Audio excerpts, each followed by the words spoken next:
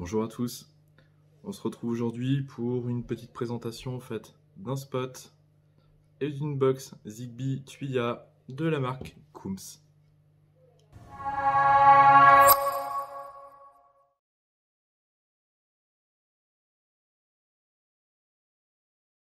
On se retrouve aujourd'hui pour la présentation de deux produits d'une marque qu'on a découvert il y a très peu longtemps. Il s'agit d'une box Zigbee Ethernet, donc Tuya, donc compatible Tuya, Alexa, Google, etc.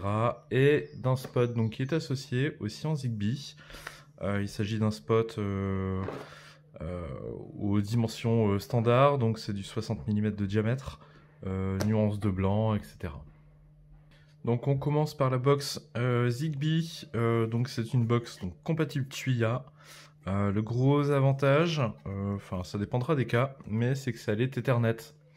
Donc pas de périphérique Wi-Fi supplémentaire. Dû au réseau maillé en fait de Zigbee, bah, vous pouvez positionner cette box là à côté de votre box internet. Et plus vous allez avoir en fait d'éléments et plus ça va, plus le réseau va s'étendre. Donc qu'est-ce qu'on a dans cette boîte? Petit livret, donc on a deux livrets. Donc un premier livret avec une présentation en fait du boîtier, donc ses caractéristiques. Donc pas très grand, LAN et Zigbee, alimenté par micro USB, donc on verra après, en fait il y a tout dans le package. On a ensuite une notice en fait d'installation, donc vous voyez en fait tout ce qu'il y a dans le package. Donc on a la box, on a l'adaptateur secteur, on a le câble Ethernet et on a le câble d'alimentation, donc micro USB, donc ça va, vous pouvez utiliser n'importe quel micro USB. Donc moi personnellement je l'ai mis en micro USB directement branché sur ma box, sur ma Livebox. Comme si c'était côte à côte, ça me fait gagner une prise. Et derrière, on a en fait le tutoriel d'appairage. Donc là, en fait, on a l'application Kooms, mais on verra qu'on peut aussi la mettre directement sur l'application Tuya. Et ainsi retrouver en fait tous vos éléments. La box en elle-même, donc elle n'est pas très grande, pas très épaisse, plutôt légère.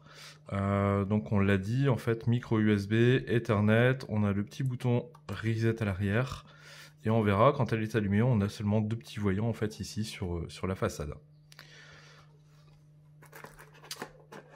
Côté contenu du package, donc là pas de surprise, en fait on l'avait vu sur la notice tout simplement. On a l'adaptateur secteur, donc qui nous fournit en fait du 1 ampère, donc 5 watts. On a le petit câble Ethernet, donc qui mesure une quinzaine de centimètres. Et on a, si j'arrive à le sortir, je ne sais pas arriver à le sortir, on a le micro USB, tout simplement. Donc voilà pour la box. On passe ensuite au spot. Donc comme je l'ai dit, c'est un spot de dimension habituelle. Donc comme toutes les GU10 en fait qu'on peut retrouver. C'est un spot Zigbee. Donc il est garanti 3 ans. On est sur du 72 lumens par watt. On est sur un IP44, donc résistant aux projections d'eau. À voir si on peut le mettre par exemple dans une salle de bain. On est sur un angle de 60 degrés, donc on le verra après. En fait, le spot est assez conçu, enfin il est conçu de manière assez particulière. C'est-à-dire qu'on a l'habitude en fait aux spots qui sont comment dire, qui sont à fleur. Donc les LED en fait sont à fleur en fait du cache ici. Et bien ici, en fait, il y a une méthode, un anti-éblouissement, qui fait que la LED en fait, c'est beaucoup plus en hauteur par rapport à un spot habituel. C'est-à-dire que vous allez être ébloui, on va dire vraiment quand vous passez vraiment en dessous, et non pas quand vous le regardez d'assez loin. Donc là on a la nouvelle norme énergie, donc classement énergie, donc là on est en A++. Zigbee, donc ça veut dire qu'il sera compatible et avec la box Kooms et avec n'importe quelle box Zigbee Tuya et aussi avec la box You. Dans le package, on retrouve donc le petit dépliant avec les différentes caractéristiques en fait du produit. Donc du Zigbee, de l'encastrable, diamètre d'encastrement, donc je me suis trompé, c'est pas 60 mais 70 mm. On est plus sur un poids de 320 grammes, donc c'est relativement lourd quand même en fait pour un spot. On le verra après, mais voilà, il y a quelque chose qui justifie. Au niveau des températures, on est donc on est déjà sur un spot en fait qui est nuance de blanc, qui n'est pas RGB. Alors par contre, au niveau des nuances de blanc, en fait, on est entre 3000 et 4000 Kelvin.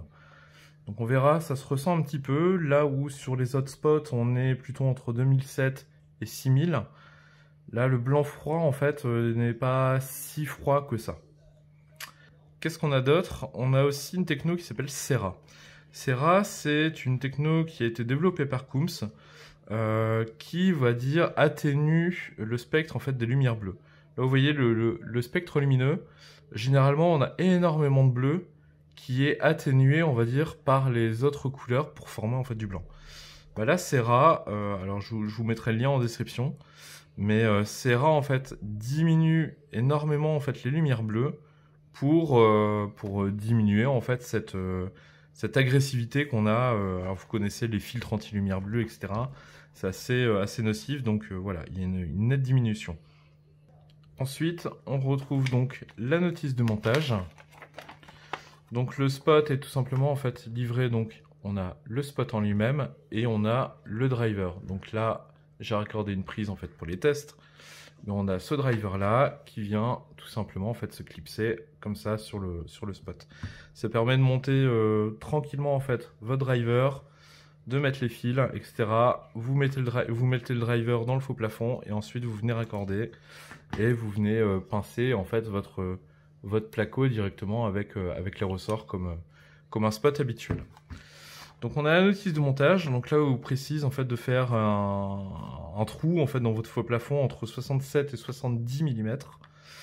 Donc connecter les différentes couleurs pour ceux qui ne sont pas habitués et le positionnement en fait dans le placo.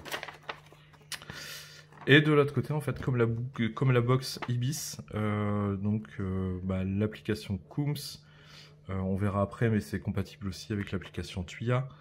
Et la méthode d'install en fait du spot.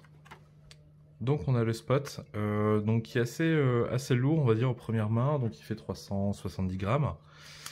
On sent que c'est du fer, de l'alu, de l'alliage, mais c'est pas du plastique. On a aussi le chapeau ici en fait du spot qui est démontable. À savoir que chez Coombs en fait vous pouvez les acheter indépendamment, donc il existe pour l'instant en noir et en blanc.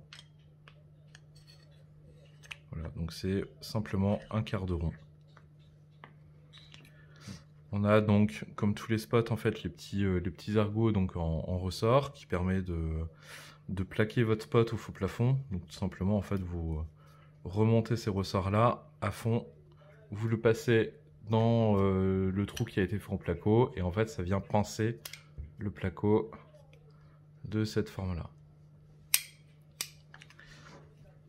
Donc comme je l'ai dit tout à l'heure, on a une conception qui est assez inhabituelle, c'est-à-dire que la LED est très très haute au niveau du bloc, donc elle doit se situer on va dire un petit peu au-dessus du ressort ici, ce qui fait que quand vous regardez le spot de loin en fait vous n'êtes pas ébloui.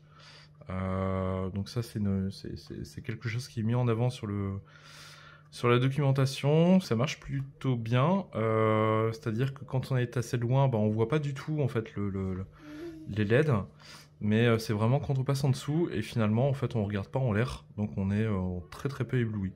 Je l'ai testé en conditions réelles, j'ai essayé de le filmer, mais c'est pas super probant, mais faut avouer que ça marche plutôt bien. Qu'est-ce qu'on peut dire encore d'autre sur ce spot? Donc c'est un spot donc estampillé en 230 volts, 7 watts. Donc 230 volts, j'ai un gros doute, puisque finalement en fait le driver donc prend 200 à 240 en entrée et 25 à 35 volts en sortie. Donc en fait à voir ce qui se passe dans le faisceau. Je pense plutôt que c'est du 24 volts. Donc on est sur du 7 watts. On est sur du 3000 à 4000 Kelvin, donc comme je l'ai dit tout à l'heure.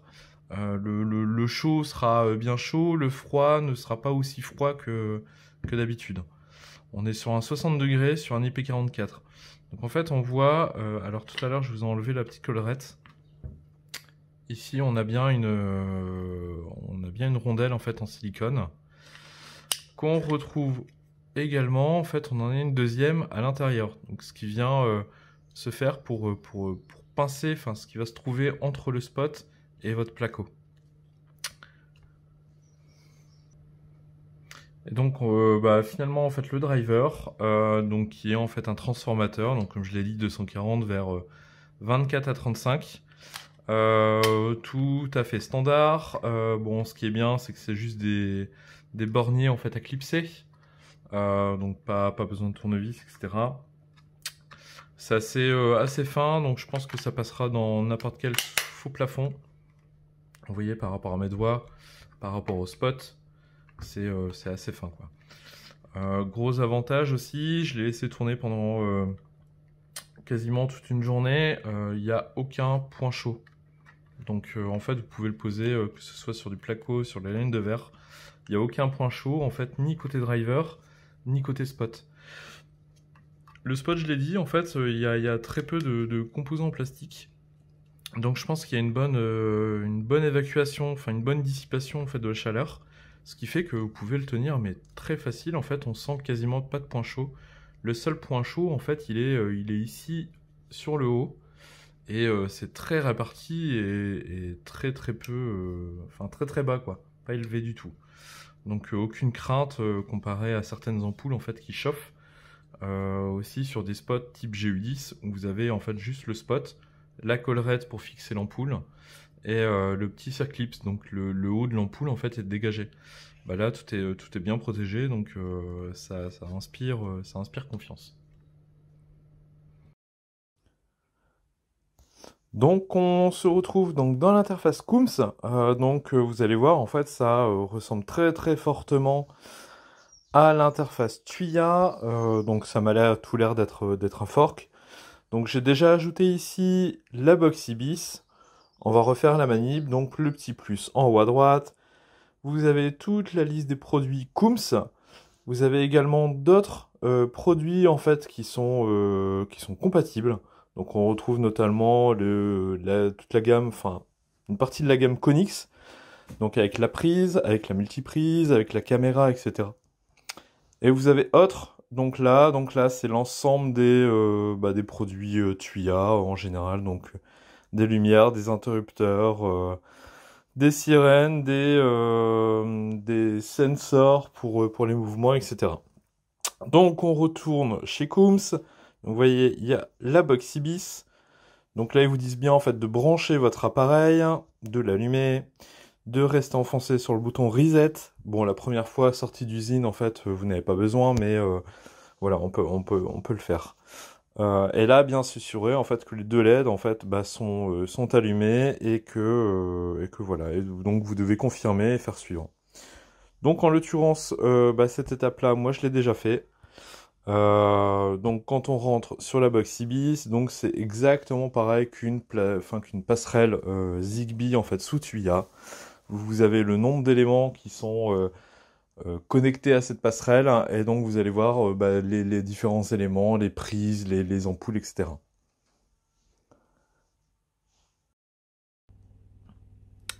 Donc on se retrouve pour ajouter l'ampoule. Donc tout simplement là vous faites ajouter un appareil. J'ai déjà réinitialisé donc l'ampoule, donc il faut l'allumer, l'éteindre, l'allumer, l'éteindre, l'allumer. Donc vous la débranchez 2 fois et l'ampoule en fait va se mettre à clignoter tout simplement. Voilà, donc là l'ampoule vous ne voyez pas, mais elle vient de clignoter, donc il m'a trouvé un spot. Donc on va le laisser en spot. Voilà, et donc là j'ai directement la commande pour mon spot tout simplement. Donc vous voyez, nuance de blanc uniquement, donc pas de couleur. L'arrêt, l'allumage, on a bien la luminosité. Côté ambiance, on a quelque chose qui est comparable, enfin qui est complètement identique à du Tuya. Donc vous avez exactement les mêmes ambiances. Vous pouvez en créer une. Vous allez juste choisir en fait la température et le mode de clignotement, etc. Vous retrouvez aussi la minuterie, donc vous permet d'allumer votre ampoule pendant une certaine durée. Et donc dans le plus, donc vous avez la planification, la programmation et le cycle circadien, tout simplement. Allez, on se retrouve avec l'ampoule cette fois-ci allumée et configurée. Elle est réglée en fait en blanc chaud. On verra après pour une comparaison. Comme je disais, le spot qui ne chauffe pas du tout. Je vous parlais aussi de l'anti-éblouissement. Donc là, je ne sais pas si on va le voir, mais vous voyez l'orientation fait du spot. Et en fait, hop, là, on commence à être ébloui. Donc on est vraiment à une position de très très inclinée. Donc vous voyez le spot en fait au plafond comme ça, vous n'êtes pas du tout ébloui. On parlait, alors je vais essayer de vous montrer. On parlait en fait du faisceau, enfin de l'angle plutôt. Donc là on est à 60. Voilà. Là on est environ à 50 cm.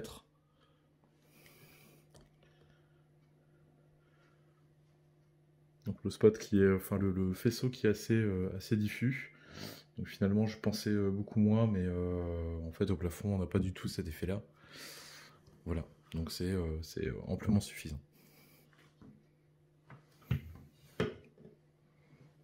Allez, petite comparaison, je sais que vous aimez bien ça. On va d'abord la comparer à une GU10 Philips Hue.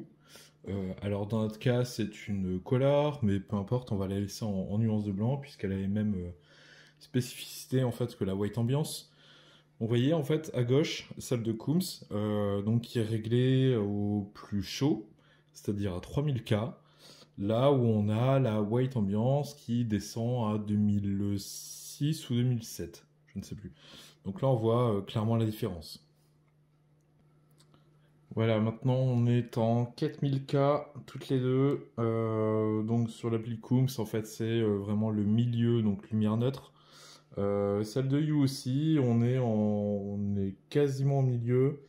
Si je le mets vraiment au milieu, on est ici. Voilà.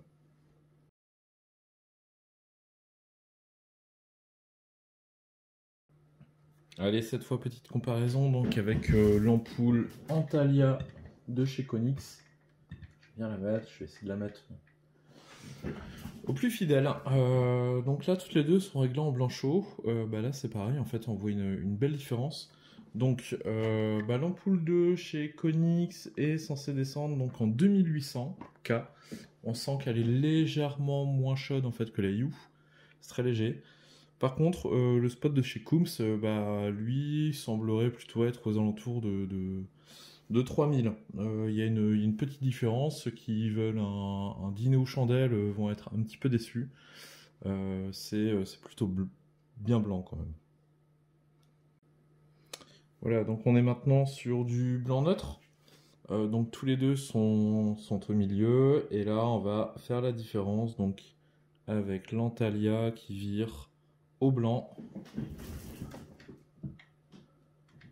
C'est un peu compliqué d'avoir un rendu quand même en vidéo sans faire un effet de spot. Voilà, donc là l'Antalya est bien blanc, blanc froid maximum. Donc là on a donné vraiment pour du 6000K. Voilà, et là maintenant en fait on a la Coombs en fait qui est passée donc vraiment au blanc le plus froid possible. Donc techniquement, enfin sur les specs, on est à quelques mille K. Donc là, tout ça pour vous dire en fait que on a bien cet effet de limitation, on va dire entre 3000K et 4000K. Donc la nuance de blanc est quand même assez faible. Côté puissance, donc on est sur quelque chose qui est plutôt correct. Les ampoules en fait Hue sont données pour 6 watts et demi. La Coombs est donnée pour 7 watts. Et donc le spot donc, qui est encore en place en fait est un Konix donc qui est donné pour 5 watts.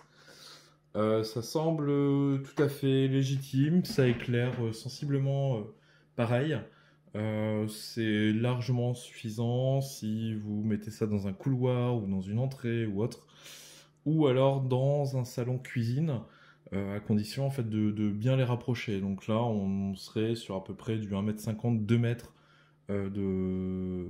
d'espacement.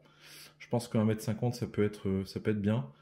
Bon, faut pas espérer non plus éclairer une pièce de 50 mètres carrés avec 4 spots. Là, vous oubliez complètement.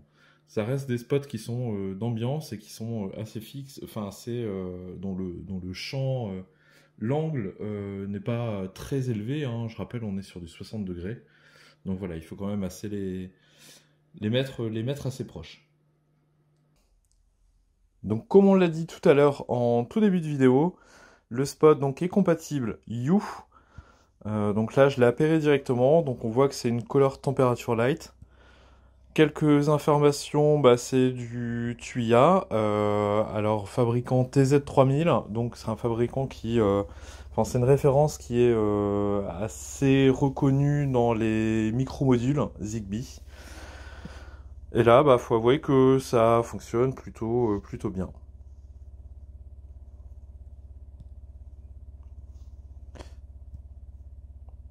Donc on l'a ici, donc vous pouvez l'allumer, l'éteindre, on a le pourcentage donc qui fonctionne bien. On a la température donc qui fonctionne bien aussi, donc voilà, pleinement fonctionnel. Une petite chose en fait qui n'est pas fonctionnelle, c'est la reprise à l'allumage. C'est-à-dire que ce spot, donc comme sur l'application Cooms, pas de possibilité de définir lorsque le courant en fait revient, quand vous avez une coupure, bah, le spot se rallumera quoi qu'il arrive. Vous n'avez pas moyen de définir ce comportement. Bon, pour conclure ce test sur les produits, enfin sur quelques produits de la gamme Cooms, voilà, on était plutôt curieux. C'était une marque qu'on commençait à entendre parler, qu'on nous a recommandé, voilà, pour être clair. Voilà, donc ce sont deux produits en fait qu'on a testés. Alors, bah techniquement pas grand chose à reprocher. Du compatible Tuya, donc ça plaît à tout le monde. Du RJ45, ça plaît à 90% des utilisateurs, puisque ça fait pas un appareil supplémentaire en fait sur le Wi-Fi. Alimentation micro USB, donc ça vous pouvez le brancher directement au dos de votre box. La plupart des box aujourd'hui sont équipées d'un port USB, donc on va dire que ça peut faire partie complète de votre box. Vous pouvez le mettre à côté. Concernant les spots, bah c'est un bon spot au final pour ceux qui ne cherchent pas des nuances de blanc extrêmes. Alors perso, j'utilise assez facilement le blanc qui est très chaud le soir, voilà, tout simplement. Plus la journée passe et plus le blanc tire vers l'eau chaud. Donc là, j'étais un petit peu déçu. C'est pareil en pleine journée, donc le blanc froid qui n'est vraiment pas très froid. Outre ça, voilà, le spot est quand même relativement facile à installer, il inspire qualité, donc voilà. Alors pour le prix, personnellement, je n'irais pas mettre 54 € et 59 € dans ces produits. Il y a largement moyen de trouver moins cher, on va dire, pour un équivalent. Je pense honnêtement que la box qui est définie à 59 passerait à 40 voire 45 pour aller. Le spot, donc qui lui a un 54, bon, ça se discute. Le spot est quand même bien équipé, on n'a pas tout le corps du spot à acheter. 54 €, c'est voilà, un idéal, j'irais aller autour de 45 €. Je pense que ça pourrait être bien. Voilà, bon, à voir. C'est quand même quelque chose qui semble pas mal, surtout au niveau de la lumière. Mais là, il faudrait des appareils de mesure un petit peu plus poussés en ce qui concerne la technologie Serra. Voilà, sur les lumières bleues, je pense que ça peut avoir un effet. Il y a beaucoup de monde aujourd'hui qui recherche, on va dire, un petit peu plus de confort. Voilà, c'est vrai qu'en ayant une lumière qui serait moins agressive, du blanc très froid et particulièrement du bleu qu'on ne voit pas, ça pourrait être un avantage. Mais là, il faudrait le tester en fait avec des appareils de mesure un peu plus poussés. Voilà, bon, que n'hésitez pas à me refaire un retour. Si vous voulez tester d'autres produits de la gamme Scooms, je vous invite à aller sur leur site web. Donc c'est cooms.fr. Vous allez voir du spot divers et variés, de l'orientable, pas mal de produits. Donc on est en relation avec eux. Si vous avez des choses à tester, dites-le. Et puis on se fera un plaisir de tester ça en toute impartialité. Merci à tous et à bientôt sur la groupe Autodomo. Donc n'oubliez pas, on a une chaîne YouTube, on a un groupe Facebook. Voilà, on est là pour répondre à toutes vos questions. À bientôt!